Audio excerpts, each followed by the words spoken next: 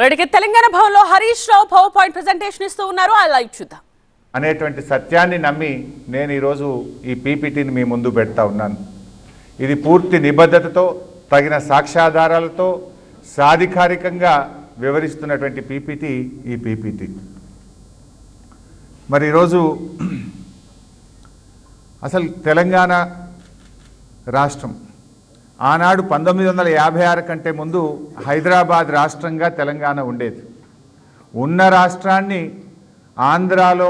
ఆంధ్రప్రదేశ్తో కలిపిన పార్టీయే కాంగ్రెస్ పార్టీ. మొదటి ఎస్ఆర్సి తెలంగాణను సొంత రాష్ట్రంగా ఉంచాలని ఫజల్ అలీ కమిషన్ స్పష్టంగా చెప్పినా కూడా ఆనాడు తెలంగాణను ఆంధ్రప్రదేశ్లో కలిపి మరణ శాసనం రాసిన పార్టీ కాంగ్రెస్ పార్టీ. 1969 తెలంగాణ తొలి ఉద్యమంలో 369 మందిని కాల్చి చంపిన పార్టీ కాంగ్రెస్ పార్టీ.